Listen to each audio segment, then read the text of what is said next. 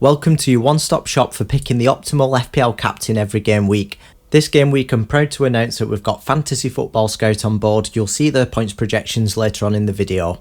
Let's get straight into it and start building the shortlist. First up is Kevin De Bruyne against Burnley at the Etihad, and that home advantage is quite significant this game week. Penultimately is Salah against Watford away from home. Yeah, it's not at Anfield, and no offence to any Watford fans out there, but this is an easy fixture.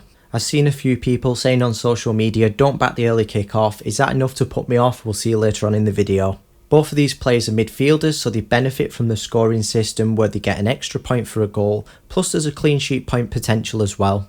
And the last player on the shortlist is a forward. It's Harry Kane against Newcastle away from home. Last season he had a really good season. He's not had a good start to this season, but he's still got the quality, and that's why he's on the shortlist. There are a few honourable mentions. You could pick another City attacker, but you have got the risk of Pep roulette. I think De Bruyne is more reliable, plus there's a chance of penalties. We'll discuss that later on in the video.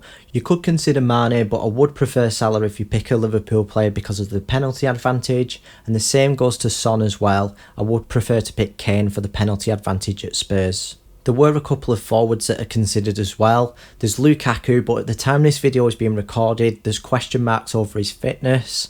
There is a risk of penalties not being there as well. Plus Kane has got the easier fixture. If you look at the goals conceded this season, Newcastle have conceded 16, which is the worst in the league out of 20 teams, whilst Brentford have only conceded 6, which is the 4th best in the league.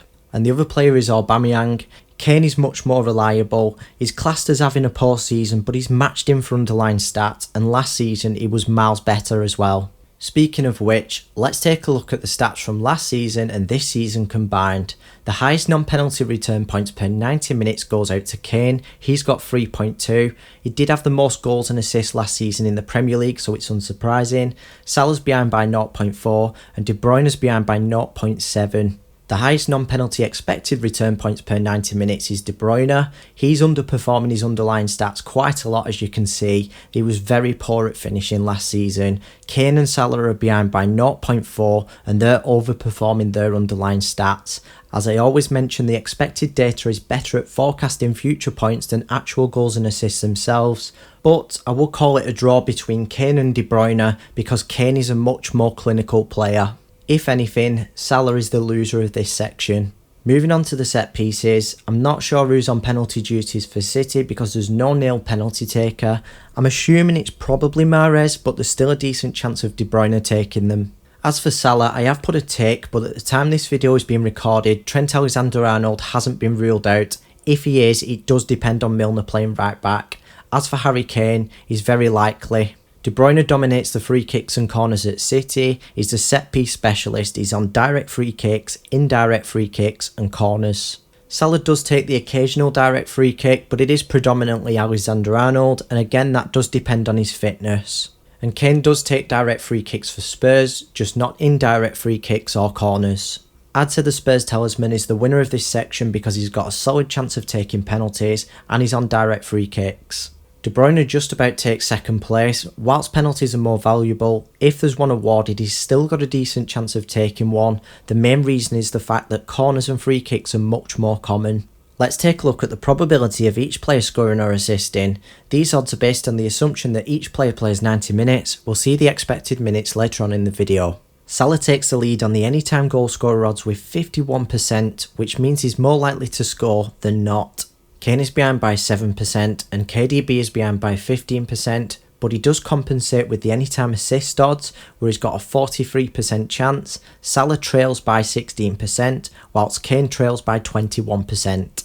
If we combine both of these odds, we get the anytime return odds where De Bruyne and Salah take the lead with 64%, whilst Kane is behind by 8%. Something to consider is that Kane only gets 80% of the points per goal compared to the other two players.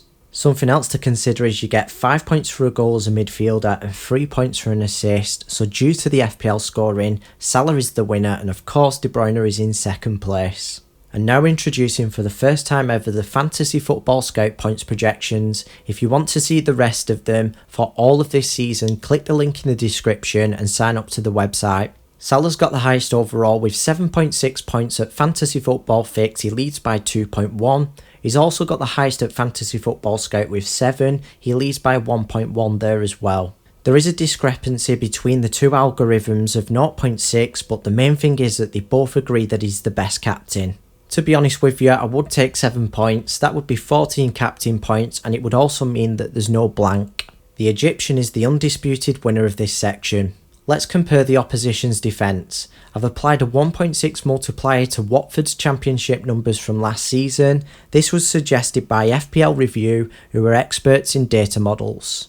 Salah's opponents Watford have the worst expected goals conceded per 90 minutes figure with 1.6. The other two opponents are only 0.1 ahead though. Kane's opponents Newcastle have the worst goals conceded per 90 minutes figure with 1.7. KDB's opponents Burnley are ahead by 0.2. And Salah's opponents Watford are ahead by 0.6, but I do believe their numbers will regress. If you don't know what regression means, it just means that their expected numbers will catch up with them.